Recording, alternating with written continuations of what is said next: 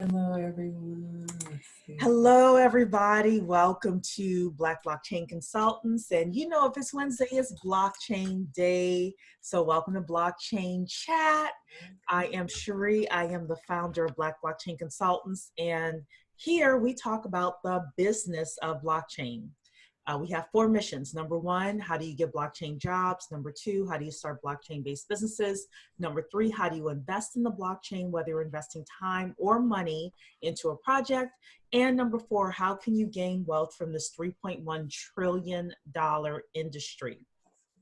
Had a huge thing happen in the world of crypto this week, and that is Bitcoin halving.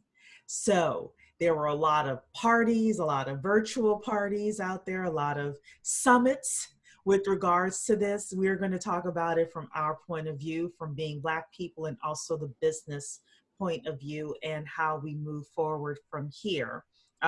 Before we go any further, if you're watching the replay on YouTube, please like and please subscribe, because we are working on getting our YouTube numbers up. So really appreciate that. And also BBC membership. If you want to discuss the business of blockchain more in depth, then we invite you to become a BBC member. We also have our Blockchain 101 course, so you can learn the basics of blockchain, and you can get that as a bundle together or separately. So we want to make sure that we offer that to you as well. So I've got a great panel here tonight to talk about this. I'm going to start off with Miss Technology herself, Talisha. Why don't you introduce yourself, tell everyone who you are, and a little bit about yourself. Certainly. I am Talisha Shine. I am the VP of Blockchain Consortium International. I'm also an Inner Circle member here at BBC. So this topic is very timely. We just, went through it yesterday. So yeah, we're right in the thick of things right now. And I do think that it's important to have a conversation, but also there's another part of the conversation, which I think we could talk about JP Morgan getting involved and getting that exchange. That's, to me, a large portion of the news. So you got one half of what Bitcoin did and the response to that very shortly thereafter. So I think this is a great time to have this discussion. Okay, well, I don't know anything about the JP Morgan piece, so if there's an article that you can share. Yeah, I'll send it to you. Yeah, or just have it on your screen and ready if you can. Yep. To just got it already there. Okay, perfect. And the titan of tokenization himself, Mr. Eric Spence, introduce yourself. Yes, Eric Spence, President of Blockchain Consortium International. Also, yes, BBC Inner Circle member. Love having these crypto blockchain discussions here with the family. Love it. The discourse itself is just amazing, because many times you can consume the content in one way, just one direction, where you just become, just a receptacle. But I love actually having a discussion with all of us. I always feel like it's just a rich learning experience. So glad to have everybody here, and I'm anxious to, just get into it tonight. Fantastic. And Dr. Keisha Waddell, she is the head of the Center for Blockchain Studies. And why don't you introduce yourself? Let everyone know who you are, Dr. Keisha. Yes, Dr. Keisha, as you said, Executive Director of the Center for Blockchain Studies and a member of BBC as well. And listen, the biggest thing I love about this conversation, and just even having this time to talk, is being able to talk to somebody about this stuff, where people are like, what are you talking about? There you go again, and blah, blah, blah, so this is great, so to everybody who's tuning in, this is the place to be. Let's be engaged and let's talk about it. Yeah, it is great to have people who geek out over this stuff as well to talk to. So right? I absolutely agree with that. Not the only one. And then finally, the crypto economist of the group, Mr. Daniel Addison. Yes.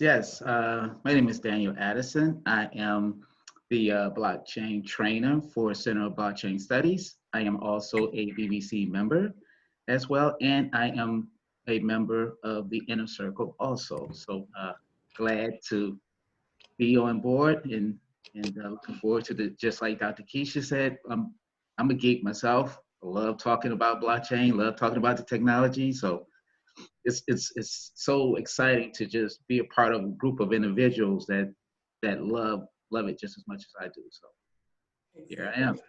Well, thank you. So I want to make a couple of announcements before we get started with the conversation at hand. We are doing a lot of stuff on the back end to prepare for the summer of 2021. And anyone in the chat want to tell us what's happening summer of 2021. If you know that, put it in the chat, and I'll do you one better. If you put the right answer in the chat, I will give you $10 worth of Bitcoin. Oh, If you wow. put the right answer in the chat, what's happening summer 2021? The panel cannot answer. I but know. if See, any- I never get. I need some Bitcoin in my life, y'all. Work, help me out here. what's happening for $10 of Bitcoin? What's happening summer 2021 in the blockchain industry? It's not Libra. It's not government certified training facility. No, we've been talking about it with regard to our book club and the things that are happening there. Anybody else have a guess before I tell you? Because this goes right into my announcements. Billy just said, "Tell me." She is not patient. We're not practicing patience here today. I wanted to give people a chance to respond. Okay, so this is very important. We need to keep our eyes on the prize here. In the summer of 2021, or there was an article that came out a few months ago in January that talked about in 18 months, a lot of the legacy blockchain systems are going to be upgraded. There's going to be billions of dollars of upgrades that's happening in summer 2021, right? Jobs, yes, people are saying that. Businesses, yes. All sorts of activity is expected to happen summer 2021. And one of the things that I've been encouraging all of us to do is to do what? Pick a, say it in the universally, pick a major. Yes, pick a, I don't care what you pick. Pick a major. There's gonna be money made pretty much everywhere. So what does this have to do with my announcement? There are a couple of things we're doing on the back end. I've been talking about blockchain gigs, and Talisha and I are working on setting some things up. It's taking some time, but we're going to set some things up where people will be able to contact us and say, hey, I need an independent contractor to do XYZ. Who do you have in the group? We can't refer you if we don't know you, right? Exactly. Membership If we don't know what your major is, if we don't know what you do. So that goes into announcement number 2. My niece is leading something called the Black Blockchain Consultants Thought Leadership Group. And everyone who is a BBC member can be a thought leader someplace. If you're serious about making $250,000, $500,000, $1 million a year in blockchain, and you want to be a consultant, doesn't mean you need to come up with, I don't know, Moses and the 10 Commandments, right?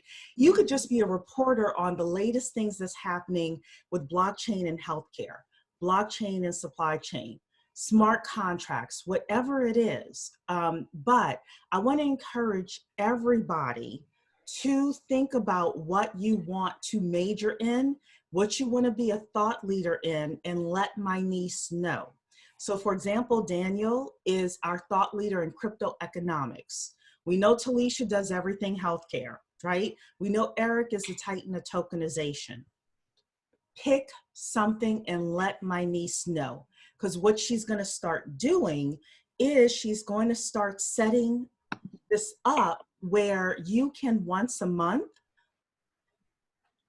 be interviewed for like 10, 15 minutes, even 30 minutes. And then we're going to put your interviews in multiple formats across multiple platforms. And that's how people are going to be able to find you. And it's also how we're going to know what you do. So I will tell you, yesterday, I got a phone call from somebody talking about $750,000 in blockchain money because what? She knows who we are. If people do not know who you are within the blockchain space, you will not make any money. So this is the business of blockchain. I want everybody to get off the sidelines. Get off the sidelines. Pick something. We're trying to do things so that you can easily plug into something with minimal effort and get maximum benefit out of it. So that's my lecture for the night. Okay. Contact We've my laid niece. the groundwork for you. Yes, You're we just are springboard. laying the groundwork. My niece is working really, really hard to do this so that it's minimal effort on your end, and yet you can have maximum exposure. But we need people who are going to raise their hand and say, you know what, I'm ready to get off the sidelines. All right. So that's where it is. That's my lecture for the night. So you must be a member of BBC to be a part of this. Got to be a member.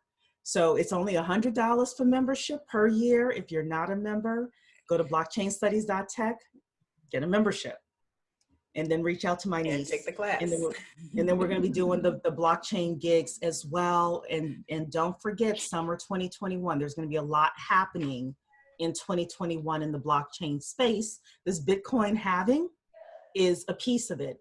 We usually get about 5 or 6 people per week that want to join our Facebook group. This afternoon, I had 11 people to approve. 11 just this afternoon, because people are starting to take notice of blockchain now. So, all right.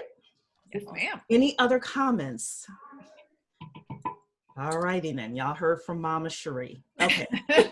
You are in All mama right. mode tonight. So let's take a look at, y'all know I'm famous for my articles here. This is a Forbes article that I found, which talked about Bitcoin halving. Now what? Okay, so Bitcoin successfully went through its third halving yesterday, which was actually 2 days ago, seeing the daily supply of new Bitcoin cut in half. So the Bitcoin price has been volatile, but it's still hovered around $8,800 per Bitcoin. So I went on CoinMarketCap just before we got on here. It's 9,200. So one of the things that people were concerned about was the volatility of the price.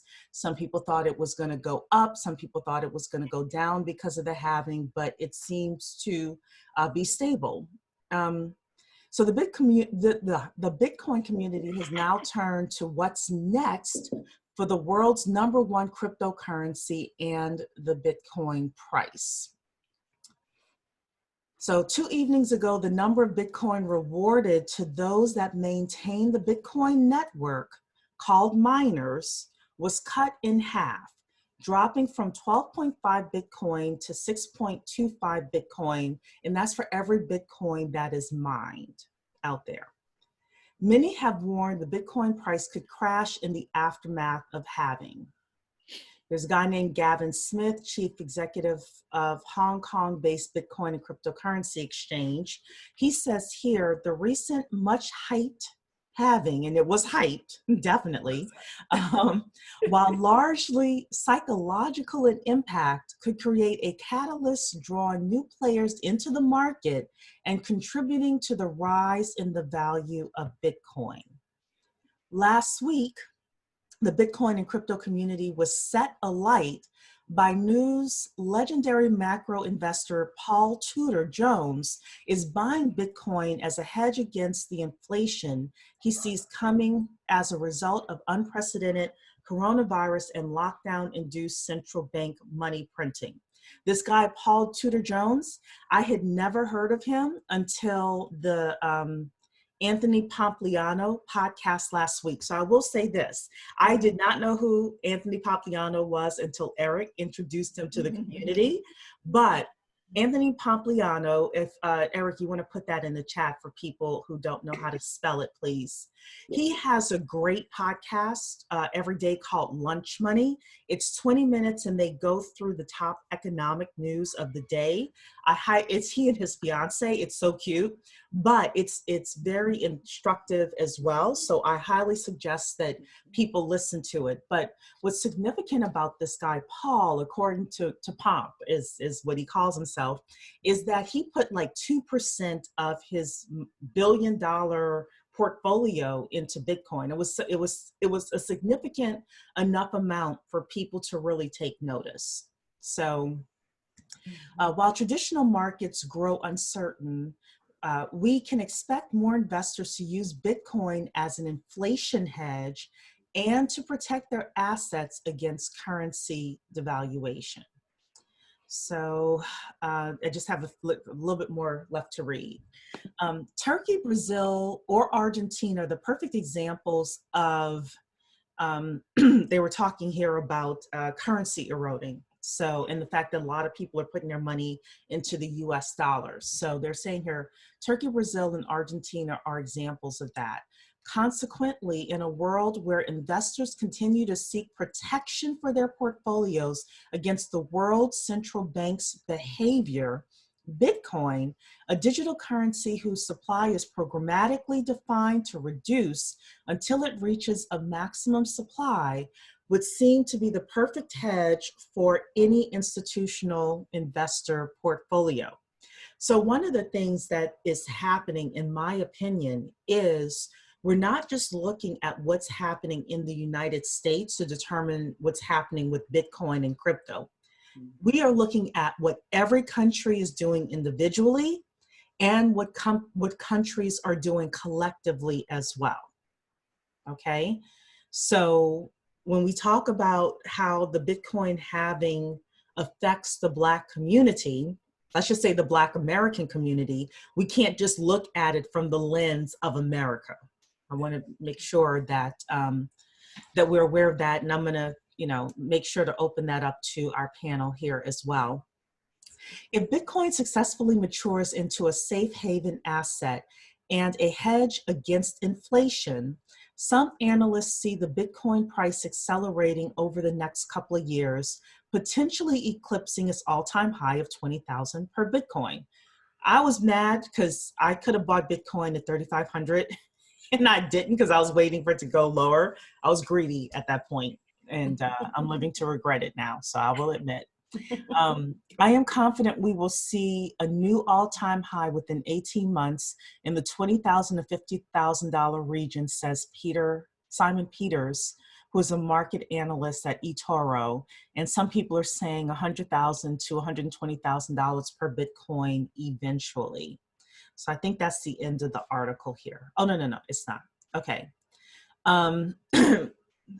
This is another thing. Well, you know what? Let me stop there because this is going into the profitability of the miners. So let me stop here, and I'm gonna stop my share, open it up to everybody because I said a lot, but that was all with regards to the economics of this, the pricing that people are speculating.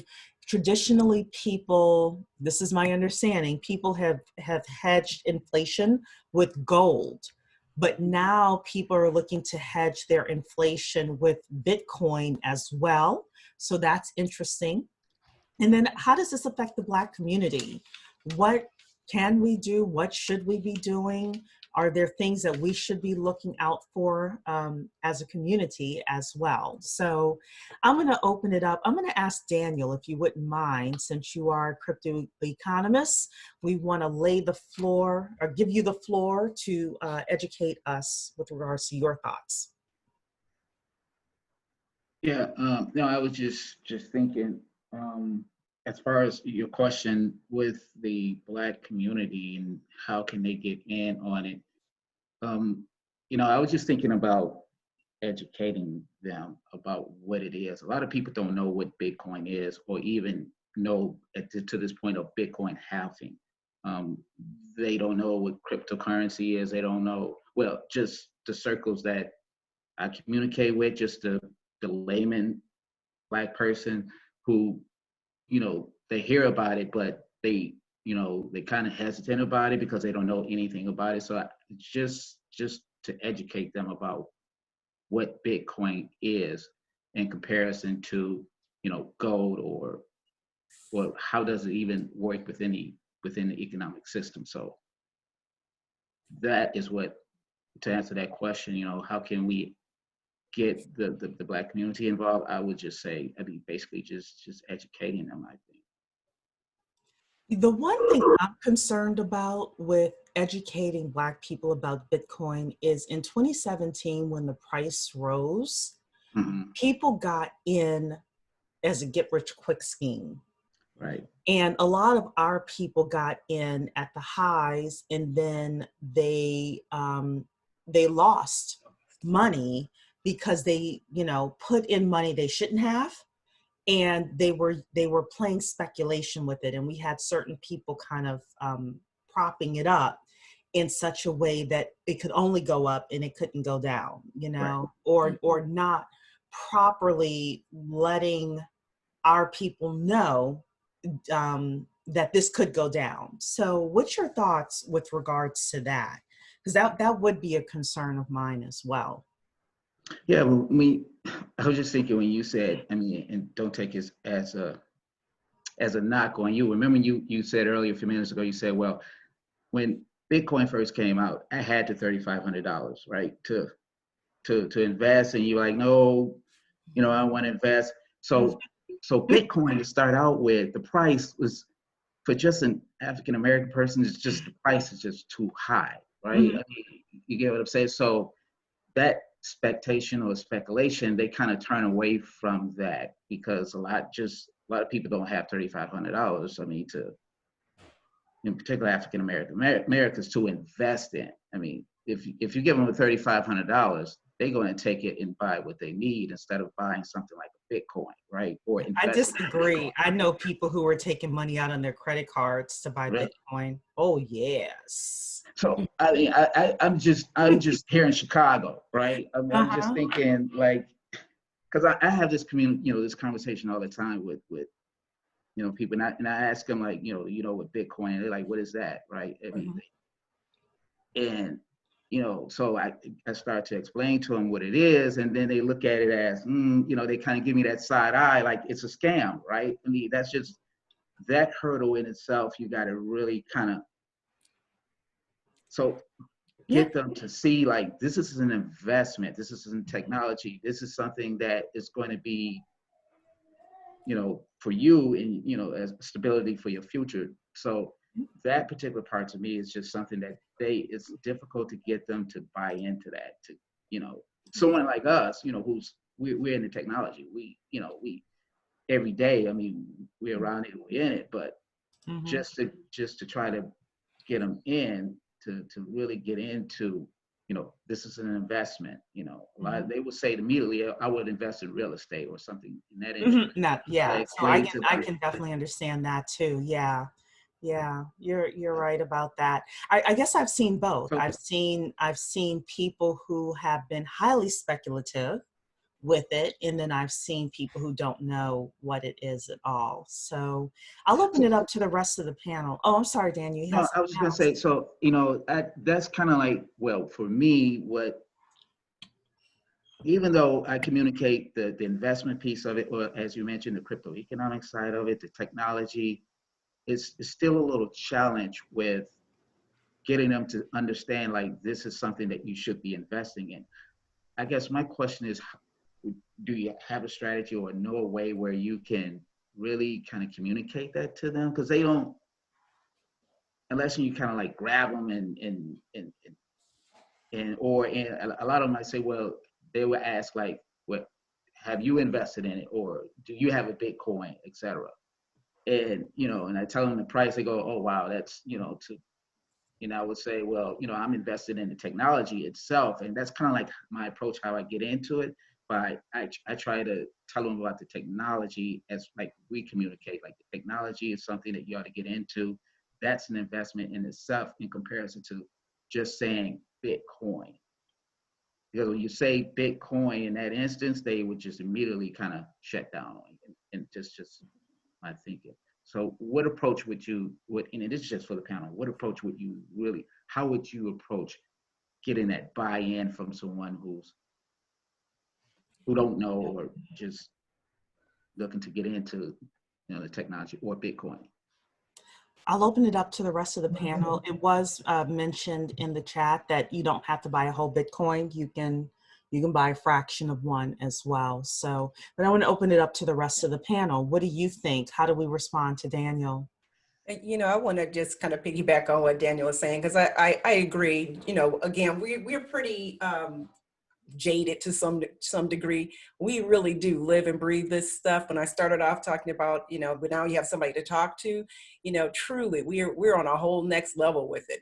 We understand that the focus really is on blockchain technology, which is the technology upon which Bitcoin runs, and that's only one such application for the technology. So we're already way past a lot of that. So to Daniel's point, we really have to keep in mind that there are people out there who are just like, Bitcoin, what? Halving, what? We don't even know what you're talking about, so we have to start from the beginning of it. And then, speak to it in terms of the fact that it actually is, the technology is what we're really focused on, in light of what you just said in terms of trying to, be speculative and invest with it and whatnot, like not at this point, but because again, even having that conversation about fractional, amounts of a Bitcoin being a Satoshi and stuff like that. I think the best thing to do is really always just kind of liken it to what we're used to. We know a dollar can be broken down to pennies and nickels and dimes and quarters, so in terms of the education, but in even saying that, it's more of an education, as opposed to just talking about, just jumping right in on the conversation about Bitcoin, and same thing with digital money, recognizing that our present money really is digital at this time, and so just helping people bridge the gap, which is maybe not such a major leap, so to start with that, to bring them in. And then we talk about what really makes this a transformative paradigm shifting, and now we can jump to bigger leaps, but just to kind of get people on board, have them understand that, and another point, like you were just talking about, I think the other issue that kind of has us lose a lot of the transformative nature of blockchain technology is because we're in America. Our dollar is known all over the globe. But in other countries, like in Venezuela and, in African, countries and whatnot like that, the technology is booming because the use case is so clearly recognizable. So we're just kind of soft around here, but truth of the matter is we got a lot of entertainment going on in this like lockdown time. This would be a great time to learn about Bitcoin, learn about blockchain, learn how there's two different things in some cases, depending on if it's the big B or the little b. Talisha, I remember you always saying that every time I see it, whether it's a capital B or a lowercase b, there's a difference. So, those kind of things. Yeah. So. Yes, so please go to blockchainstudies.tech. That's blockchainstudies.tech to learn about Blockchain 101. All right, Talisha, Eric, who wants to go up next? I'll let you go, Mr. Eric. Okay, so let me just say this one thing. And I think that, and thank you, Daniel, and Dr. Keisha and Sheree for kind of opening up with those points. All those things are all things that I agree with. One of the things I think is really important in our current financial climate is the fact that here we have quantitative easing happening from federal governments across the globe, where they're just printing money, ad infinitum, it seems. So here we have Bitcoin that just got to be even more scarce than what it was previously. And just to understand that of what it means to own a scarce asset. I think about one of the things, is listen, I would say and this is, listen, all right, full disclosure, listen, none of this is financial advice. Everybody understands that, okay? So let's get that out front. But you gotta say it. You Don't gotta come say back pointing the finger at us. But here's the point too. One, especially with, with education, listen, download the Bitcoin white paper. I have it, I've read it, multiple times. Continue always, to go back to it. You can download that, go read it for free. You can go to Bitcoin, I think it's bitcoin.org and get it and read it for free and download it. You can go and just start with just a small portion where you just buy Bitcoin. And, and the only reason why I say that about even just buying a small portion is that will allow you to begin to really pay attention, to start, really start paying attention to it, start looking at it, and just start on that whole educational journey because you have invested, some money into it. And I think that's one thing. I think we do value things that we have invested into. One of the things too, I want to say this, because a lot of times, and I remember like the mania of 2017, and I remember everyone talking about the bubble and it's going to pop, and they were talking about the tulip bubble and that sort of thing. Well, hey, listen, guys, the tulip bubble only lasted for a few months. Okay, Bitcoin's been going on for 11 years. All right, so like that whole argument needs to go away to start, to like that doesn't even be part of the discussion anymore. And, I would say this to you also for people. Ask yourselves this, all right, 10 years from now, will we be as a society, global society, more digital or less digital? Which way do you think we're trending to? And as you look at that, here we have Bitcoin as programmable money, okay? Is that going to be part of the equation? I would say yes. So those are sort of the things that I would think, just as a point to start having conversations and asking people this so that they can start thinking about this. And then they can kind of get away from some of the cloudy nonsense that's, kind of out there. And then they can start saying, okay, hey, you know what? That does make a lot of sense. Let me look into this a little bit more. Let me add to what you just said. You just threw out a lot of good vocabulary there. White paper. If we were to talk about white paper to the average person, it'd just be like, what are we talking about? Kind of thing. So, the education piece is definitely, always going to be in there. So to your question though, Daniel, like what you were just asking, like, how can we really make that leap for the general public? I think we really just always have to tie it into something that's entertaining, probably, and as I really even think about even the approach that Satoshi Nakamoto took to go the route of Bitcoin, something that is currency, understanding that, people go for money, right? So that's what got many of us, truth be told, right, in this space anyway. We all met each other through, that whole crypto time, right? Did we not?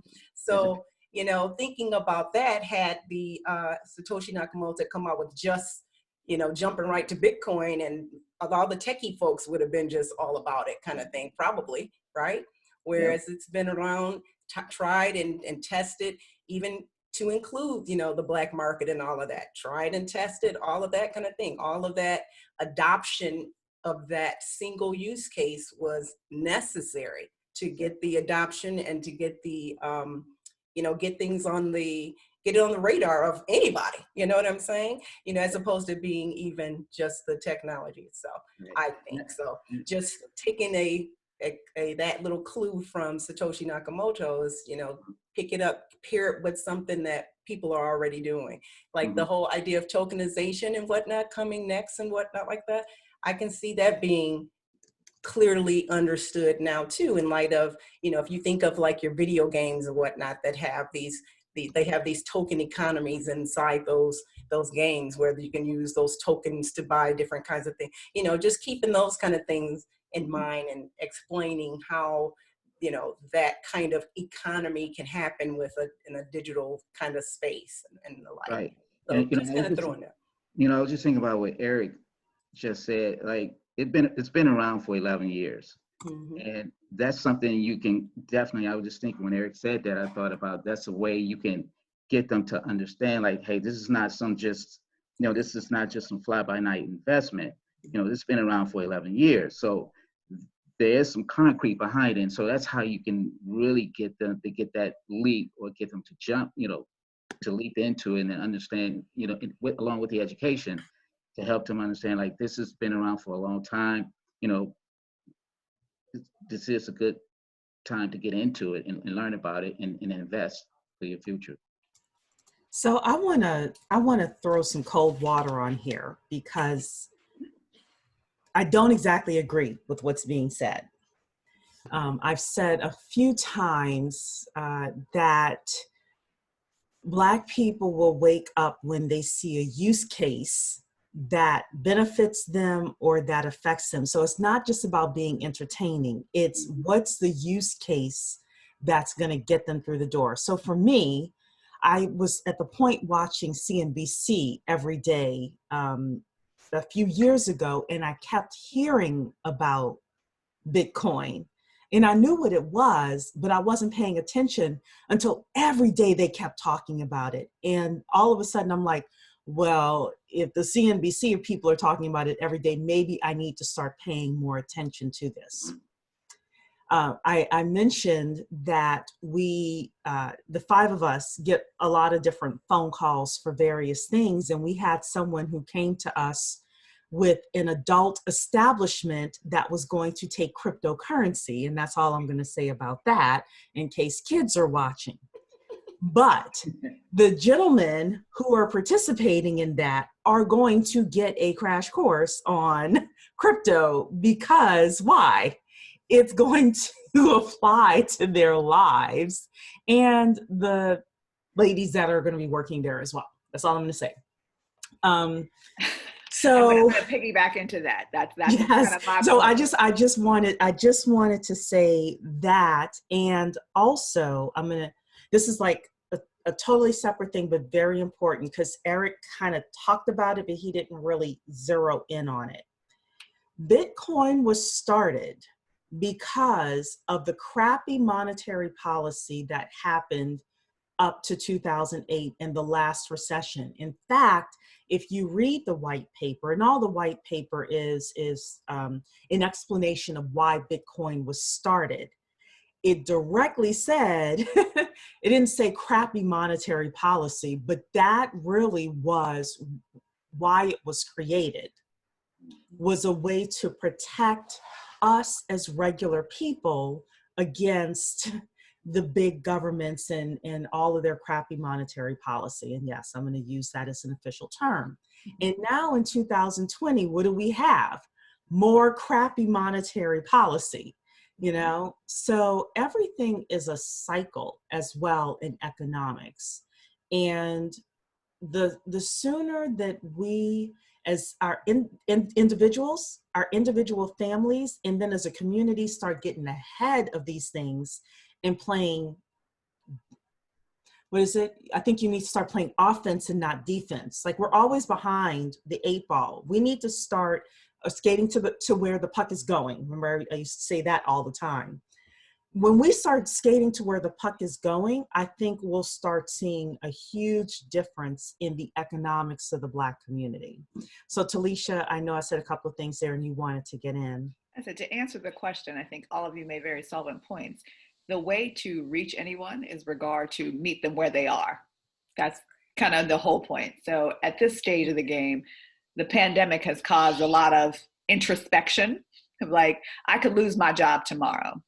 I might not be able to pay my mortgage, pay my rent, pay my car. My kid can't go to school. We're having these conversations now. So now is the time where you kind of pair information with necessity. So financial literacy is the topic at hand. People want to know how to manage their money more appropriately, because it's scarce. Across the board, it's scarce. Before we talk about halving and what the white paper is, you need money, correct? Right. You need a way to make sure and ensure that your family is cared for today, as well as next Tuesday, next Wednesday, next month, at the end of the year, and in 2022. So when you talk to people with regard to, let's talk about how to be financially solvent for ourselves, this is just a mechanism. It really begins to tie that, like, okay, do you have savings? We're not even talking about investment. That may be too far of a reach right now. Do you have money? If something were to happen, can you move that? And that's where the conversation kind of comes in. You can buy a small amount, yes. This could be something that you could start saving as your nest egg. Buy a little bit each and every paycheck that you have. Take all the coins that you have around the house, get an exchange. Like, these are the things that we can talk about from a very practical and pragmatic standpoint, rather than let me educate you on this great new thing called blockchain and Bitcoin.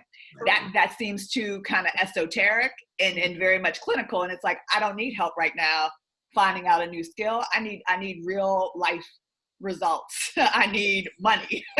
I need to know how I'm going to maneuver today, tomorrow, and the next. And I think that's the conversation point. The pandemic has given us an opportunity to have a really hard conversation, but now to have information. It's not a woe is me. There are things you can do. And this is something that you can do in lieu of getting a paycheck while you're getting your unemployment, while you're doing things. This is a great way to introduce yourself to something that could help you have savings for you and your family. So my niece said something. She said, every time she, meaning you, Talisha, talks, I can barely breathe because I don't want to miss one word. Write your book, my sister. So Hey, you miss my niece. That, to me, that's practical. We sometimes get real lofty. I talk to tech people all day, and sometimes it's like, how does it help me? That's what they want to say. Like, you know, they say, what would Jesus do? Like, how does this really work for me? I just need to know how it's going to do what it needs to do. I don't need to know all the ins and outs and the great part. And I think that's really the care that we need to give to this topic, specifically because it is an investment. But you can't always frame it that way. You have to say, this is going to be the setup for you. This is going to help you transition. Using words that really connect to the situation at hand gives you a much better buy-in, because people are like, yeah, okay, I need to listen. I need to figure it out. I may not know all the ins and outs, but I know this is a vehicle to help me do what I need to do. So I want to add to what Talisha is saying. So when we first started BBC, I was laser focused because I knew that the key to Black blockchain consultants was jobs and businesses, and talking about the business of blockchain and not blockchain being esoteric, because there are other groups that talk about it in terms of social justice and things like that. What Talisha is saying is very true. I personally, I'm trying to figure out a way to say this and not sound racist, so I'm going to do my best. But about 20, 25 years ago, the Chinese and the Indians decided that they were going to dominate technology. And they started raising their children to dominate technology. And now you go into certain companies and it looks like little India, little Korea, little China, right? Where's little Africa going to be? Because right now, little Africa is in all of the service businesses that are out there. I'm trying to say this sensitively, but still have you understand what I'm trying to say here. I know, we're getting it. That's good. That's good. You're doing well. You're treading lightly. Good. So one of the things actually that's happening on the back end, we're talking with someone tomorrow with regards to smart contracts as a service. And how can we dominate SCAS, that's smart contracts as a service, how can we dominate SCAS as Black people? Because if we're able to say to people, we're going to teach you blockchain and we're going to give you the $60,000 job, all of a sudden, like Talisha's saying, now you got somebody's attention. If we can take a young person who's 16, 17 years old that's about to go into college and say, look, we've got an internship for you for the summertime. Now we've got their attention. So, and we, obviously, Talisha, none of us individually can make this huge shift. But one of the things I've been saying is, what area of blockchain can we dominate where people will say, I can't go anywhere without seeing a Black person in this part of blockchain? That'd be awesome. You know? Yeah. And then let's kind of pull that together or think about it or figure out how we can corner that piece of the market, just like other ethnicities have done with other parts of data and well, not really cyber, but I've seen it a lot with data, data science and things like that. So, Talisha, I want to open that up to you because I'd love for you to respond to that and also talk about the JP Morgan thing as well. But I really want you to respond to what I just said. I think what happens is, we have a proliferation of different ethnicities forming coalitions within their own group. Like they educate everybody. It's like we're having the top family, and you're going to learn this. It's not really a choice. It is just the skill set. And I think if we start to move through this as an asset of skills are assets to us. They're not like I'm just handing you money. They're teaching you how to fish, so to speak. So they're not going to just give it to you. And there are very strong, centralized groups of people that do certain things in different areas. And there isn't any reason why we can't. With newer technology coming, technology changes and evolves just like anything else. But there are those central and core aspects to it that you do have to have proficiencies in. And this is a great time when we have a true upheaval of a whole lot of systems right now. Everything is changing. We have something that has truly changed how we do business in every area, and our money is changing on top of that. So right now there's a surge of things happening. So while there's kind of chaos, you have to be that kind of cornerstone and keystone into that part of what am I going to do and how am I going to do it? And with what tenacity? How do I move through this process and be consistent in that movement? Because that's really what it takes. It wasn't like, okay, we're all just going to go and be all of a sudden that thing. We have to show a consistency in there. And there's many areas of which that is right now. And I think that's the part where you just can't be, oh, it's just doomsday. We work in service businesses. We're dying. We're this. That all happens. But I think we have to take that step back and look at technology as a vehicle, not just something that we use every day, but truly a part of our financial literacy. It has to play a part and a role in our daily lives, not just for our convenience, but for our fortitude and for our wealth building. We have to start to look at it and recognize it as nothing, as just, it's not our entertainment. It's not just having the latest and cute cell phone with the cute case on it. It's something that truly has a benefit, and a benefit not only to you, but from the family to the community in a whole. And I think that's the key part of where we make that transition. We have to set it up that way. We have to say, you are going to learn it.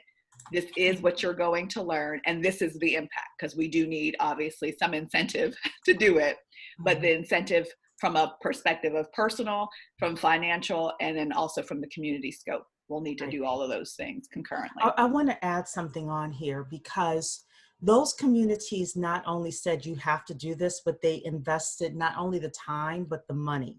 Now they had governments that were investing the money in them. We have set-asides in this country, and I don't know anything about political action committees and all of that, lobbying, etc. But I know that there are people who know the people who know where the buckets of money are. A part of how this affects the Black community is us getting in a room, whether it's a virtual Zoom room or a physical room, after the quarantine is lifted, and say, where's the money? Where are the buckets? Because if we don't have the financial resources behind us to educate and then to provide opportunities to people, this is all for naught. And, I'm a pragmatist when it comes to these types of things as well, because I think we've seen enough failure where we're like, okay, we're missing something here. We're not hitting the right people in the right places at the right times to really push the ball forward. And we can go over white supremacy and all of that. I don't buy into that 100%. I think it's also a lack of organization on our part. You know what, I absolutely clearly articulating. Yeah, we need $100 million to educate 1 million Black people in blockchain, and we're going to, skill them up to do this and take these jobs, etc. And let's find the buckets of money from the government and the private sector to make it happen. yeah, Sharia, I have to agree with you on that, because when we were talking about those other communities, they're very homogeneous. You got so that is already that unifying state of being that, the Indians and the Chinese and, have, so you are absolutely right. If we could find just our tribe of folks who think like us are going in this direction, and then anchor it in with exactly what you're saying, that would at least give us that gated community where that's where we can start and bring things out. And of course, we know how things go with our community is once somebody gets it going, everybody will start showing up. And so thankfully, what's so awesome about us though, as a people, is that when the few of us really get together, we really dominate a thing. And then it becomes so cool, so sweet that then everybody then starts to want to be a part of it, our people and everybody else. But again, we really have to do exactly what you're suggesting there, is really focus in so that we can grab everybody, us first again. And again, it's so funny how we often are the group that's like, we don't want to say anything to be racist kind of thing. But, when we're proud and focused on just us, it seems to always make that other little, what am I trying to say? Not excuse, but kind of the apology. Make a caveat for apology. Our and we don't need to make a caveat. Yeah, we are here for Black people. That is our mission. That's what I'm saying. Our focus is us. Not everybody can benefit, but we're doing it for us with a centralized, very focused, laser-like, myopic. And we don't have to apologize. It's unapologetic. You don't have to make a caveat. It's a statement. It ends in a period. Yes. The group is called Black Blockchain Consultants for a reason. Exactly. If you don't know what that means you don't belong. Like if it doesn't fit, it doesn't fit. Yeah. And that's not again an indictment. I think this is where we make these condemnations and indictments and apologize for our existence. We have to do the things we're doing. We're dying at a higher rate of this pandemic than any other geographically across the globe. We're dying much more. That becomes our thing. That's our statistic. Nobody's apologizing for that. Like, oh, it's Black people, but we're sorry. We need to include other people. We're dying. Exactly. So with that, you don't make an apology for the things that happen. The unemployment rate is affecting us worse. We're not getting the PPP loans. All of those, no one's making apologies that those things are happening to Black people. So why should we apologize for trying to remedy those issues for ourselves by ourselves? So that's where the caveat is no longer needed. Absolutely. That's kind of exactly my point. So when we talk about that, we don't even have to worry about, saying anything to that extent. We're pro-Black and we just are. That doesn't mean we're against anybody. We're addressing our own issues. If that's what people always say, do your own thing. We're doing our own thing. Doing our own thing. Well, welcome. Again, everybody has a say, but this is where sometimes you need to clean your own house before you go out. So that's what we're doing. And we're attempting to do that through education, through the ability to kind of maneuver and just to have a conversation. You have to talk about the family things amongst family. Indeed. Yeah. Indeed. So why don't we talk about the JP Morgan? Sure, you're going to really like this one because this is perfect. Love it. Kind of a good one here, which I always think is super funny. But the pendulum has swung real far. real far. Oh yeah. From it's a hoax, which we've heard all kind of things about that, but Mr. Diamond didn't like it at first, but now he loved it. He was lying. We can only go with what he said. So this is it. So now they have opened up a Bitcoin exchange primarily for Coinbase and Gemini are up first, obviously, as the article says. But now, as you see, this is that first thing originally reported by the Wall Street Journal here. The $2.6 trillion bank will now be beginning the offerings of bank accounts for Gemini and Coinbase cryptocurrency exchanges. So like that line right there just tells you everything you want to know. When before they said that cryptocurrency was not valid, it was inefficient. I mean, every negative statement could be made about it just 2 years ago. And now we have the commentary where they're creating the space. And I think the interesting part was that, they said maybe they don't like it. There's a part of the article, I wish I would have highlighted it here for you. But they say they may not like it, but they understand that this is viable. It brings a lot of credibility. But see, here's the interesting part, because you brought up what Jamie Dimon said, a few years ago. Okay, but part of that statement, remember, he said that if he caught anyone at JP Morgan buying Bitcoin or anything, they were going to be fired. So, and then of course, you know, he said that statement, and then of course they went and they found out, you know, it was like, by the way, that they're buying massive amounts. Of course, this is why, you know, And you're oh like, my gosh. And we had the same this- thing. This right here, it keeps bringing up Mr. Jones is being touted with that 2% of his fund portfolio. So Yeah. obviously he which has is $400 million according to someone in the chat. So Yeah. it's not small. and I think this is great that it's being reiterated over and over to give that credence to it. Like this gentleman who has a wealth of information, who is an astute investor, this is how he's operating. So if that lends its credibility to people like, oh, if you don't believe me, then, you know, you have this person. And now we have, you know, the singular bank here with JP Morgan doing its own thing with regard to opening this up. And yes, this will be a floodgate moment, because once they do it, everybody else has to follow suit. Again, this becomes the competitive edge. If your competitor is offering a value service that you aren't, everybody kind of jumps on board so that they too can have this offering. And so this becomes one of those, you know, ongoing pursuits of where does this take us? Where does this lead to? Because you can't just stop it here and say, okay, so a bank is offering crypto exchange. Okay, it means something. It has a strong ripple effect, and you'll have to be very astute in watching how this progresses, because this is going to progress very, very quickly over the next series of months. Specifically, where we talked about money being printed like we're going out of style.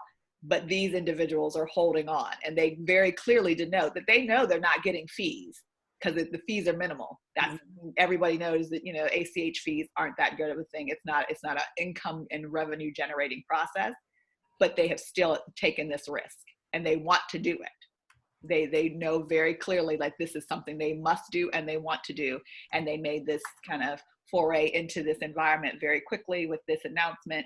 And it's a big deal, and we need to make sure that we see how this is coming through, you know, how this is going to play out here. So Absolutely.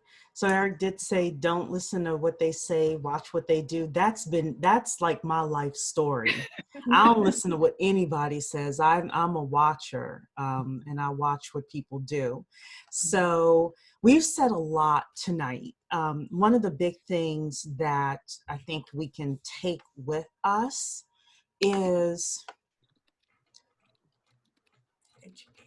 the strategy piece of it. And I'm just going to say, personally, that's not my lane. That's not Cherie's lane. However, I know that there's a group of people within the Black community. Hopefully they would be listening to this. They would want to join BBC or something, or, you know, we plug into what they're doing. I haven't seen and heard the voice of that person yet. Maybe Talisha knows somebody who's doing it, but that is able to organize this in such a way, because I do think with the right amount of organization, and I often think about, you know, Dr. King and the Southern Baptist Leadership Council, I think it's what it was called. Forgive me for not knowing the exact name of it, but they were organized. And I think when we get organized and we have a specific goal that we're going for, then whether it's blockchain, artificial intelligence, robotics, whatever it is, because all this stuff is going to be interconnected, you know, we can dominate. So I'm going to give everybody a chance to make their final remarks, and then we are going to bid everyone adieu. So Daniel, you've been quiet, so like with us, you got to just jump in. So you can't be shy. Well, no, I was just thinking, when you said about, you know, the Chinese and the people, you know, from India, how from 25 years ago, you know, they found their niche with the technology. But with blockchain technology, the way I analyze things, you know, being a data scientist that I am, I look at the weakness of the technology, and then I focus on the key areas that I think, when you were speaking about that, I think where Blacks can really capture, and I spoke about this with Dr. Keisha before, is security analytics. So the blockchain technology, as we know, is collecting a lot of data, right? And to improve the technology or to improve the use, the finance of it, you need analysis. And I use this term security analysis or security analytics because you don't see many companies really focusing on that particular part of the blockchain technology. And so that niche or where Blacks can really grow it, that's what I was thinking. Security analytics is the part where the data is being collected.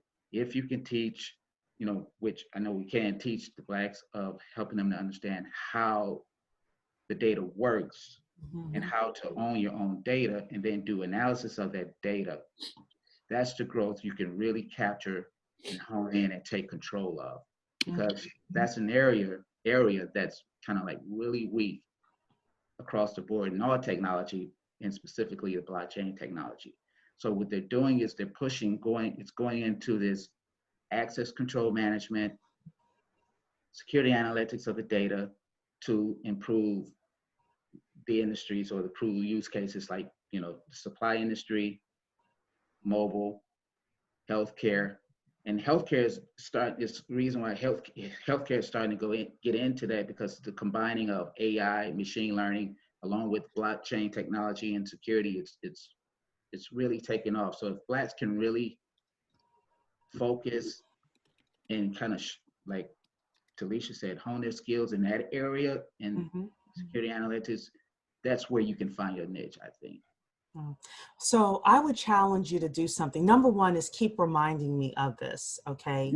Number two is I need you to come up with a couple of statistics for me. The first thing is, how big is the industry that security piece going to be? See if you could quantify it. Find me a dollar amount and by what time, okay? And then the second is, like, how many Black people could we get into that? How many jobs or businesses do you think is going to be created in that sector? And then the third is, how much money would we need to train up people? Because I think we need to start getting strategic about this. This is how big the industry is going to be. We want to get 100,000 Black people in this industry. There's going to be 3 million jobs. We want 100,000 of them. And in order to do that, we're going to need to train 100,000 Black people, and it's going to cost us $20 million or whatever it is. Because if we're not quantifying these things and then don't have our pitch together and then can't go to the right people, then we're not able to, what do you call it? To be successful. Yeah. To be successful. So,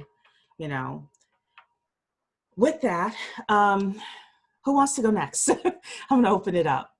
I'll go next because I wanted to piggyback on what you just said, Cherie. That statistical piece, that's again another great reason to be in this group. Like you mentioned before, all of us bring a lot to the table in our own specific little area. And that strategic piece is like the major piece that we are missing. So just being able to take the information like what Daniel just said and pivot off to come up with an actionable plan. I mean, that's something we can all go and do now, whatever we're thinking of now that we've been sparked in understanding that this is a thing, and that you don't necessarily have to be a developer in particular. Your existing professional skill sets can apply here. Anyway, so that's really great. And the other thing I wanted to say too is just for my final words is just really understand where you fit in. Again, just to kind of reiterate that you don't have to be a developer only. It's not the only inroad. Your professional skill sets do transfer into this space because this blockchain technology is a data structure that is going to reach all sectors. Talisha a lot of times talks about you knowing about your process flows and whatnot in your particular sector. We just talked about use cases and problems that could be solved once you understand what blockchain brings and what different things it brings to the table. Once you understand that, you'll figure out where you fit in. And I'm going to put in the chat that you can learn that at blockchainstudies.tech. And you can also join this awesome community where you can have these continued discussions and stimulate your mind so that you're playing chess instead of checkers, and truly going where the puck is going, being where the puck is going.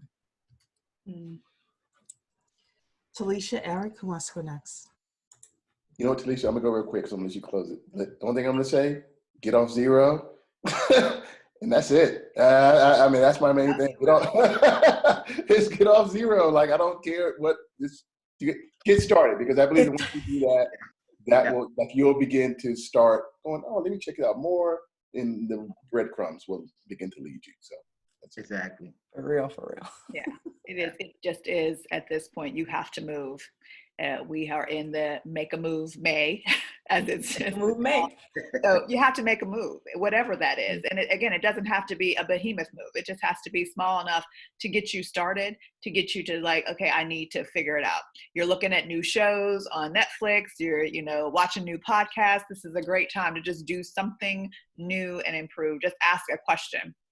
Yeah. You'll get an answer that'll lead you somewhere else. So I think that's where we come in completely, like 100-fold. If you have any question, you can ask it, and that will lead to a great conversation, even if it's just for like, I'm just curious. I don't know. Like I said, I just answered a question here. There's a lot of that I don't know. I tell people every day, I don't know everything. I know a lot about what I know a lot about, but that doesn't prevent us from having a dialogue, from figuring it out and trying to see where we can fit these pieces in. But that's where it has to happen. There has to be a catalyst, and you have to participate. You have to show up. And so that's where we are. And that's why I said the make a move here is very tantamount to just doing something each and every day to kind of move you along, because you do have to think of yourself, but how you also participate in the community.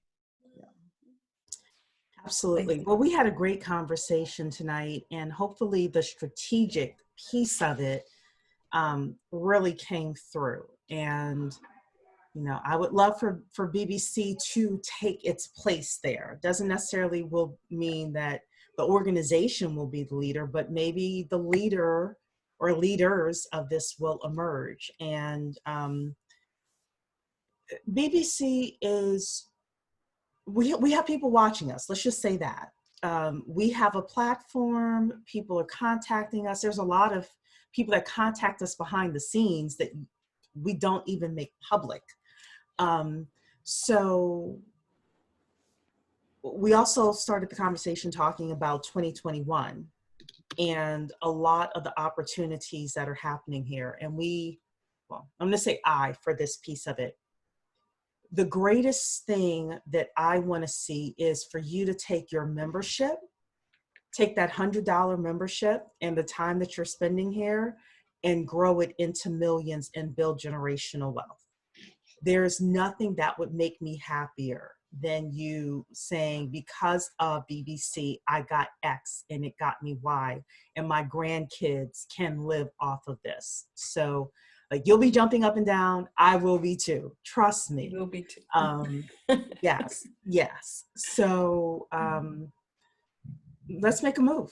Let's make a move in May, figure out, we're going to have some more inner circle meetings, maybe where we'll discuss this behind closed doors, because I do think maybe the pathway for BBC is to be the catalyst of strategy, to go after some of this government money, some of this private money. You got Microsoft, you got Google, they're cutting checks to other people. Why not cut checks to us? But in order for that to happen, we have to have a core of people who are willing to put in the work. And then after you get the money, you have to be able to account for it and do